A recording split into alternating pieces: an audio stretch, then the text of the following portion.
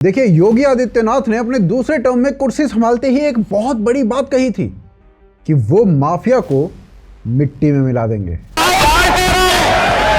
Mafia को मिट्टी में मिला देंगे।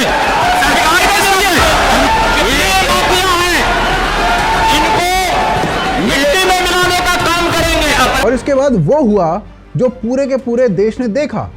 एक के बाद एक वो नाम खत्म होते चले गए जिनसे कभी पूरा यूपी डरा करता था। मुख्तार अंसारी यानी वो आदमी जिसके इलाके में कभी पुलिस स्टेशन तक बंद करवा दिया गया था, उसकी 1000 करोड़ की संपत्ति जब्त हो गई और वो खुद जेल में मर गया। और मेडिकल बुलेटिन में यही बताया गया कि कार्डियक अरेस्ट की वजह से मुख्तार अंसारी की मौत हुई है। अतीक अहमद यानी वो आदमी जिसने कभी अपने घर पर पुलिस वालों को बंधक बना लिया था और जिसकी जमानत सुनने से इलाहाबाद हाई कोर्ट के 10 जज मना कर चुके थे, वो पूरी मीडिया के कैमरों के सामने ढेर हो गया। मारी गई लोग पुलिस की सुरक्षा में मेडिकल चेकअप के लिए आया था और मीडिया से बातचीत कर रहा था। उसे वक्त अतीक अहमद और अशरफ, यार ये चली गोली, ये देखिए, ये ताजा तस्वीरें आपको दिखा रहे हैं हमारी न्यूज़ पर। विकास दुबे जिसने एक ही रात में 8 पुलिस वालों को मरवा दिया, वो खत्म हो गया। 8 पुलिस कर्मियों की हत्या के मास्टरमाइंड विकास दुबे का एनकाउंटर कर दिया गया है। एनकाउंटर में गंभीर रूप से घायल हुए विकास दुबे की मौत हो गई और मुन्ना बजरंगी से लेकर अनिल दुजाना तक वो पूरी फेहरिस्त खत्म हो गई है जो कभी यूपी में समानांतर सरकार चलाया करती थी। उत्तर प्रदेश की धरती पर माफिया का राज नहीं होगा। ये सरकार का बढ़िया नियम, बढ़िया वो है कार्रवाई को देखते हुए जो योगी सरकार कर रही है वो सही कर रही है। पर अब एक सीधा साधा सवाल, सीएम साहब खुद तो बंदूक लेकर पीहड़ों में उतरे नहीं होंगे, तो ये सारा काम जमीन पर कर कौन रहा था? इसका जवाब है एक ऐसा आदमी जिसका नाम आपने शायद ही कभी सुना होगा, पर यूपी के हर गैंगस्टर के लिए वो नाम मौत का दूसरा नाम था। इनका नाम है अमिताभ यश। अमिताभ यश की कार्यप्रणाली को लेकर भी बहुत सारे सवाल उठते हैं। सवाल ये भी उठता है कि विकास दुबे का एनकाउंटर हो या मुन्ना बजरंगी का जेल में मारा जाना हो या फिर असद का एनकाउंटर हो, जो सवाल हैं उनके जवाब क्या हैं?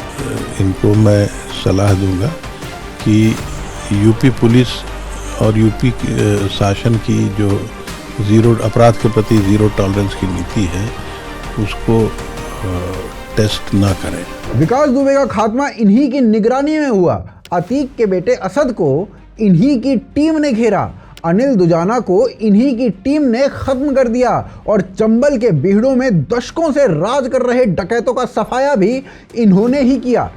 और मीडिया रिपोर्ट्स के मुताबिक इनके करियर में 150 से ज्यादा, 150, 150 से ज्यादा एनकाउंटर्स हो चुके हैं और इन्होंने हालात ये बना दिए कि यूपी के कई गैंगस्टर्स ने खुद जेल प्रशासन से गुहार लगाए कि हमें प्लीज यूपी से बाहर किसी अन्य राज्य की जेल में भेज दो, और ये हालात पैदा करने में कोई इन्हें ज्यादा टाइम नहीं लगा। तो अब सवाल ये उठता है कि आदमी आखिर है कौन? इसने इन गैंगस्टर्स को तोड़ा कैसे? और सबसे बड़ी बात, योगी आदित्यनाथ ने अपने सबसे बड़े मिशन के लिए इसी शख्स को क्यों चुना?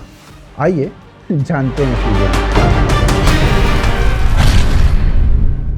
देखिए, ये बात समझने के लिए कि अमिताभ यश ने किया क्या है, हमें पहले ये समझना पड़ेगा कि यूपी का माफिया राज था कितना बड़ा। क्योंकि माफिया शब्द सुनते ही हमारे दिमाग में गुंडे की तस्वीर आती है जो दुकानों से हफ्ता वसूलता होगा, पर यूपी में जो चल रहा था वो हफ्ता वसूली नहीं थी बल्कि एक पैरेलल गवर्नमेंट थी। और इस बात का अंदाजा आपको 29 नवंबर 2005 की उस घटना से लग जाएगा जब गाजीपुर के बीजेपी एमएलए कृष्णानंद राय की गाड़ी को एक दिन घेर लिया गया था और उनके काफिले पर AK-47 से 400 राउंड से ज्यादा फायर किए गए थे। 7 लोग मौके पर मारे गए थे और अकेले राय के शरीर से 21 गोलियां निकाली गई थी। मरने वालों में एक पुलिस कांस्टेबल भी था जिसकी बेटी उस वक्त 8 महीने की थी और जिस आदमी पर यह आरोप लगा था वो कोई भगोड़ा नहीं था बल्कि खुद एक सिटिंग एमएलए मुख्तार अंसारी था। और वजह सिर्फ इतनी थी कि कृष्णानंद राय ने चुनाव में मुख्तार के भाई को हरा दिया था। अब जरा सोचिए कि जब एक विधायक के साथ ऐसा हो सकता है तो फिर एक आम आदमी की क्या हैसियत है? क्योंकि इन माफियाज का असली धंधा हत्या नहीं थी, इनका असली धंधा था वसूली। गाजीपुर, मऊ, वाराणसी, आजमगढ़, जौनपुर, इस टाइप के जिलों में हर बड़े व्यापारी को हर महीने इनका हिस्सा पहुंचाना पड़ता था और जो नहीं पहुंचाता था उसकी दुकान बंद करवा दी जाती थी या उसका अपहरण करवा लिया जाता था। जमीनों का हाल इससे भी बुरा था क्योंकि किसी की भी जमीन पर कब्जा कर लिया जाता था और आदमी थाने में शिकायत तक नहीं करवा सकता था। कानपुर में तो इरफान सोलंकी नाम के एक विधायक पर आरोप लगा कि इसने न सिर्फ लोगों की जमीनें हड़पी हैं बल्कि सरकारी जमीन पर भी कब्जा कर लिया है और लोगों को धमकाकर कंस्ट्रक्शन तक करवाए हैं। और इस पूरे इलाके की सबसे बड़ी लड़ाई थी सरकारी ठेकों की, क्योंकि जो भी सड़क बनती थी, जो भी पुल बनता था, उसका ठेका इन्हीं के पास जाता था। अकेले गाजीपुर में ठेकों का धंधा 100 करोड़ से ऊपर का था और इसी के लिए मुख्तार अंसारी और ब्रिजेश सिंह की जो गैंग्स थी वो आपस में सालों तक लड़ते रहे थे, जिसमें दर्जनों लोग मारे गए थे। एक्चुअली ये सिलसिला शुरू हुआ था हरिशंकर तिवारी से, जिन्हें उत्तर भारत का पहला बड़ा बाहुबली माना जाता है और जिन्होंने सबसे पहले ये तरीका निकाला कि क्राइम और पॉलिटिक्स को एक साथ मिलाकर चलाया जाए। इसके बाद तो जैसे लाइन लग गई। मुख्तार अंसारी 5 बार विधायक बना और उस पर 60 से ज्यादा मुकदमे थे। उसका भाई अफजल अंसारी सांसद बनकर संसद पहुंच गया था। अतीक अहमद 10वीं फेल था, लेकिन कहा जाता है कि उसने अपना पहला मर्डर सिर्फ 17 साल की उम्र में कर दिया था और वही आदमी आगे चलकर 5 बार विधायक बना और 1 बार सांसद बना और मरते वक्त इस आदमी के ऊपर 160 से ज्यादा मुकदमे दर्ज थे। इस आदमी की दहशत का आलम यह था कि इसने एक बार अपने घर पर पुलिस वालों को बंधक बना लिया था और इलाहाबाद हाईकोर्ट के 10 जजों ने इसकी जमानत सुनने से ही मना कर दिया था, यानी जज तक इसका मुकदमा छूने से डरते थे। और 2005 में इसी अतीक के भाई अशराफ ने बीएसपी विधायक राजू पाल की सरेआम हत्या करवा दी थी। वजह फिर से वही थी कि राजू पाल ने उसे चुनाव में हरा दिया था। इसके अलावा एक था अमरमणि त्रिपाठी, जो मंत्री बना और जिसे बाद में एक पोइट की हत्या के लिए उम्र कैद हुई। इसके अलावा श्री प्रसाद शुक्ला नाम का एक कॉन्ट्रैक्ट किलर था, जो नेताओं और बाहुबलियों के कहने पर उनके विरोधियों को मारता था और सिर्फ 5 साल में इसने ऐसी दहशत फैला दी थी कि यूपी की एसटीएफ असल में इसी को पकड़ने के लिए बनाई गई थी। मुन्ना बजरंगी इसी के गैंग्स के लिए काम करता था, जिसे बाद में बागपत जेल के अंदर घुसकर 10 गोलियां सिर में मारकर उसको खत्म कर दिया गया था। उधर कानपुर में विकास दुबे बैठा था, जिस पर 60 से ज्यादा मुकदमे थे और जिसने 2001 में एक राज्य मंत्री की हत्या पुलिस स्टेशन के अंदर घुसकर करवा दी थी। और यूपी के बुंदेलखंड वाले बीहड़ों में ददुआ और निर्भय गुज्जर जैसे डकैत राज कर रहे थे, जहां पुलिस तक घुसने से डरती थी और गांव वालों को इन्हीं का हुक्म मानना पड़ता था। पर इन लोगों को इतनी ताकत मिली कहां से, ये समझना जरूरी है, क्योंकि समाजवादी पार्टी और बीएसपी दोनों की सरकारों में ये लोग जेल में नहीं थे, बल्कि सत्ता के गलियारों में घूम रहे थे। अतीक अहमद को समाजवादी पार्टी ने अपनी टिकट से सांसद बनवाया था और मुख्तार अंसारी को बीएसपी ने अपनी टिकट दी थी। मतलब जिन लोगों पर मर्डर, किडनैपिंग और एक्सटॉर्शन के मुकदमे दर्ज थे, वो पार्टियों के ऑफिशियल उम्मीदवार थे और ये कोई मजबूरी नहीं थी, बल्कि सोचा समझा सौदा था, क्योंकि इन गैंगस्टर्स के पास बूथ कैप्चर करने की ताकत थी, इलाके में दहशत थी और वोट डलवाने और रुकवाने दोनों का दम था। अब भाई पार्टियों को सीट चाहिए थी और इन लोगों को प्रोटेक्शन चाहिए था, तो दोनों का काम बन गया। और जब आपका आदमी सरकार में हो तो पुलिस आपके खिलाफ एफआईआर तक नहीं लिख पाती। और इसका सबसे बड़ा सबूत यह है कि कृष्णानंद राय के मर्डर में 2019 में सीबीआई कोर्ट ने मुख्तार और उसके भाई दोनों को बरी कर दिया था, क्योंकि गवाह मुकर गए थे और सबूत नाकाफी बताए गए थे। और इसका रीजन ये था कि गवाह खुद सुरक्षित नहीं थे। राजू पाल मर्डर केस में जो सबसे अहम गवाह था, यानी कि उमेश पाल, उस तक को सालों बाद दिन दहाड़े गोली से भून दिया गया था। मतलब जो गवाही देने की हिम्मत करता था वो जिंदा नहीं बचता था। और पुलिस की हालत ये थी कि यूपी में 3 लाख पद मंजूर थे, पर सिर्फ 1.5 लाख ही भरे गए थे, यानी आधी फोर्स थी ही नहीं। और भाई साहब जो थी भी ना, उसका भी हाल ये था कि विकास दुबे जैसों को पुलिस स्टेशन के अंदर से ही खबर पहुंचा दी जाती थी और वो खुलेआम पुलिस वालों को मारता था। लेकिन इसी सब के बीच में एक आदमी ऐसा भी था जो इस सिस्टम को तोड़ने के लिए उतारा गया था। तो देखिए, अमिताभ यश का जन्म 11 अप्रैल 1971 को पटना में हुआ था और इनका परिवार मूल रूप से बिहार के भोजपुर जिले से आता है।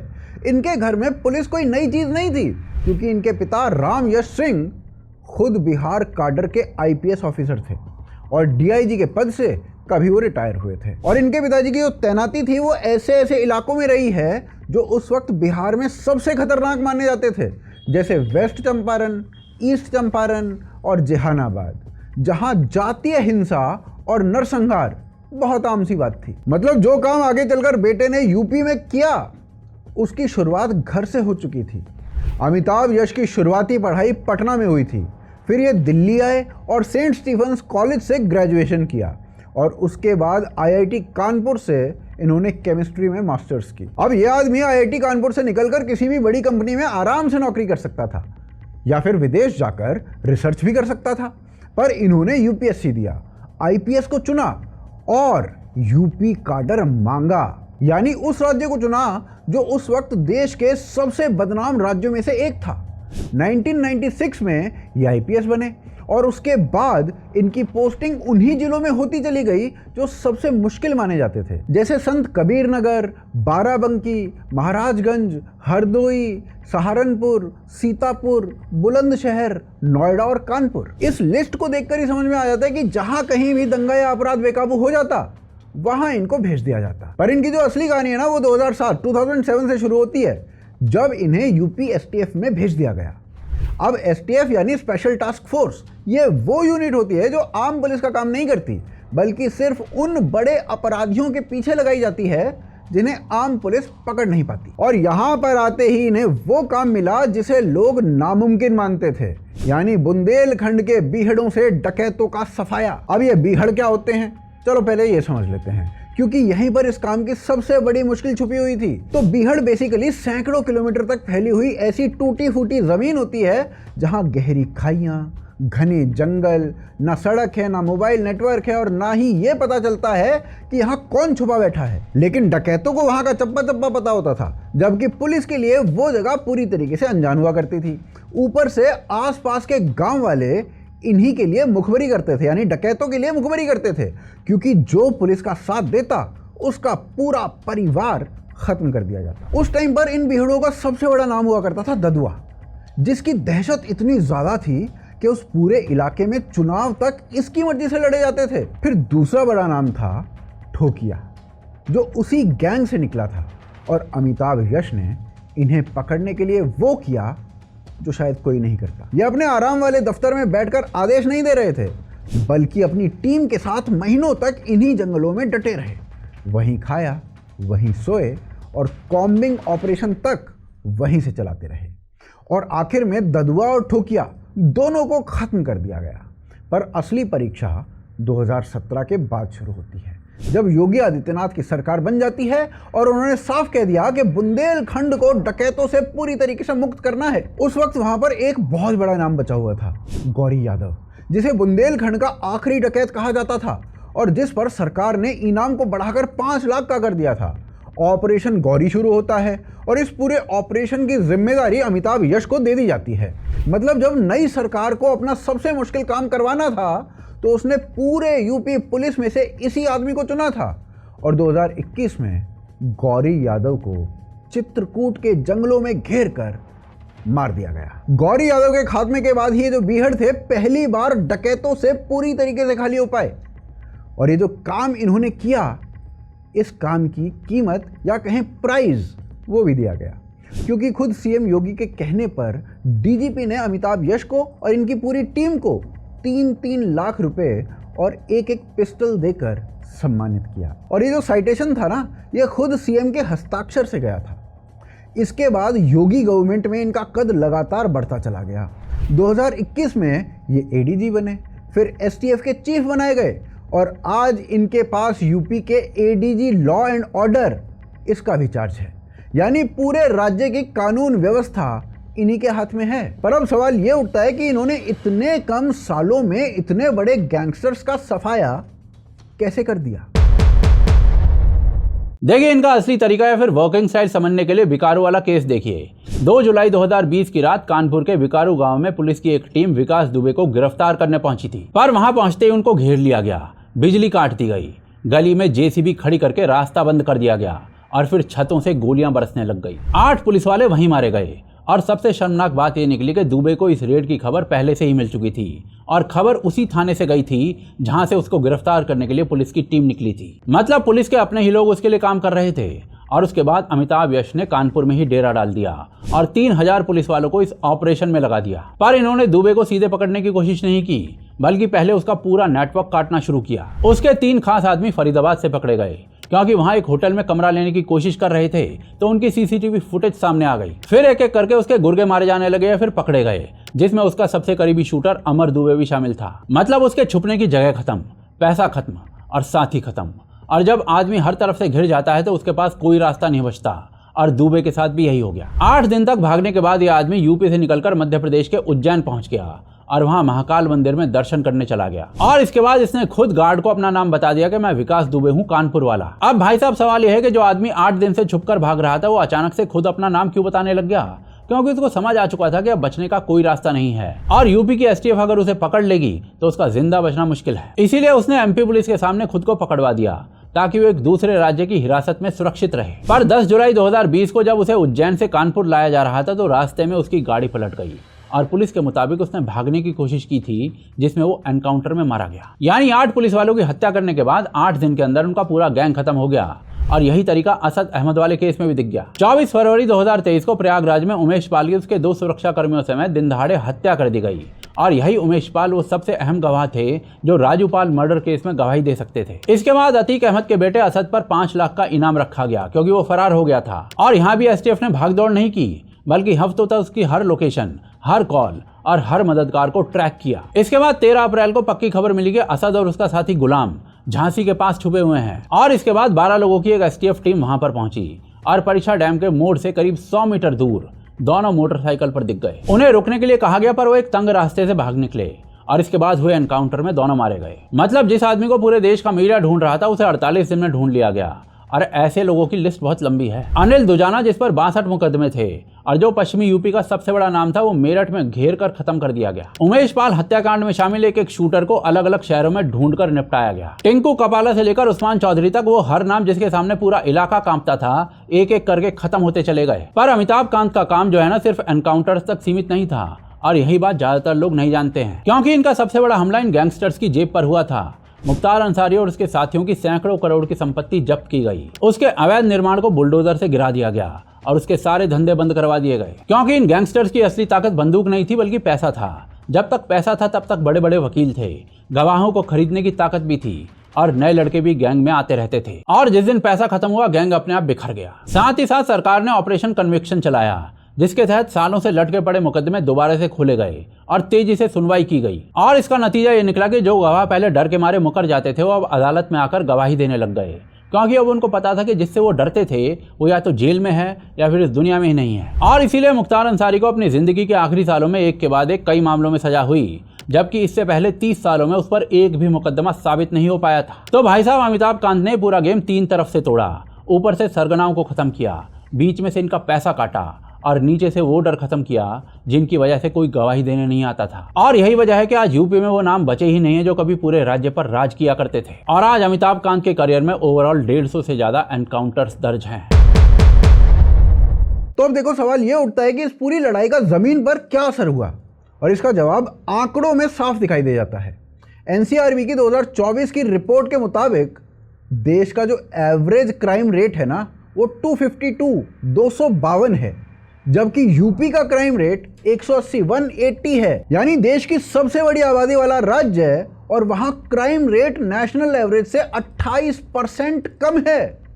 सरकारी आंकड़ों के मुताबिक पिछले 8 सालों में डकैती, लूट, दंगा, हत्या, अपहरण और रेप जैसे संगीन अपराधों में 85% की गिरावट आई है। लूट के मामले में 2016 के मुकाबले 84% कम हो चुके हैं और फिरौती के लिए अपहरण, जो कभी यूपी की पहचान बनी हुई थी, अब पूरे साल में मात्र 16 केसेस आए हैं। 16 केसेस। चलो अब डकैती के मामलों पर आते हैं।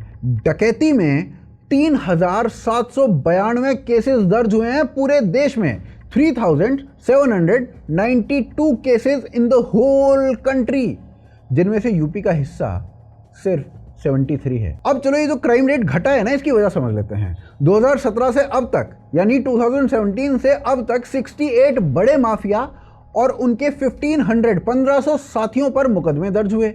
752 अपराधियों पर गैंगस्टर एक्ट लगा दिया गया और 14,000 करोड़ से ज्यादा की संपत्ति इनकी जब्त भी कर ली गई। और इसके अलावा 10,000 से ज्यादा अपराधियों ने खुद आकर सरेंडर कर दिया। मतलब जो लोग कल तक पुलिस को धमकाते रहते थे, वो खुद हाथ जोड़कर थाने पहुंच रहे थे कि मालिक हमें अंदर कर दो।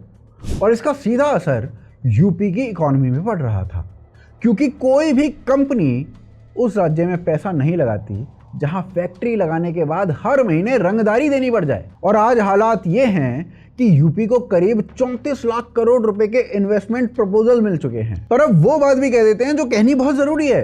2017 से लेकर अब तक यूपी में 15,000 से ज्यादा एनकाउंटर्स हुए हैं, जिनमें करीब 32,000 लोग 32,000 पीपल अरेस्ट हुए हैं और इनमें से 256 अपराधी मारे भी गए हैं। अब देखो, ये जो एनकाउंटर्स हुए हैं ना, इनके ऊपर सवाल भी उठे हैं, क्योंकि अखिलेश यादव और मायावती समेत कई लोगों ने इन्हें फेक एनकाउंटर बताया है और जांच की मांग भी की है। पर देखिए, ये वो लोग थे जिनके खिलाफ 30 साल से मुकदमे चल रहे थे और एक भी साबित नहीं हो पा रहा था।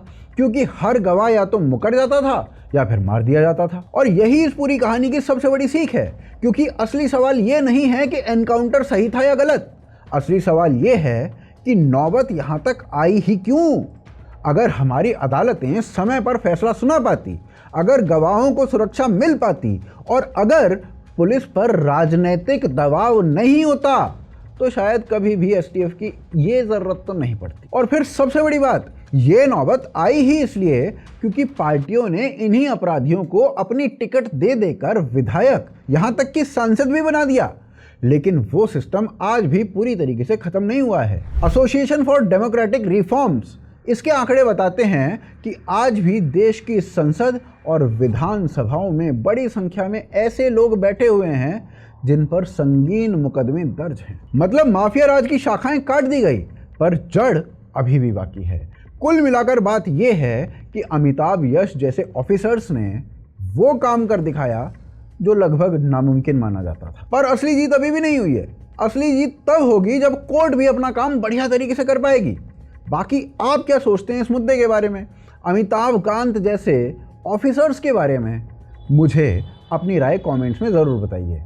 आई would like to read them. और हाँ, एक ज़रूरी बात और, हमने एक नया चैनल शुरू किया है जहां हम एनीमे डॉक्यूमेंट्रीज लेकर आ रहे हैं और इसकी तीसरी वीडियो कल यानी 14 अगस्त को आने वाली है, तो उसे भी ज़रूर सब्सक्राइब करें। उस चैनल का नाम है अनुज भारद्वाज और उसका लिंक पिन कमेंट में दे दिया गया है। अगर आपको ये वीडियो पसंद आई तो please give us a like, share and subscribe the channel. अब मैं आपसे अगले एपिसोड में मिलता हूँ, तब तक के लिए स्वस्थ रहें, सुखी रहें, फिर मिलेंगे। जय हिंद, जय भारत।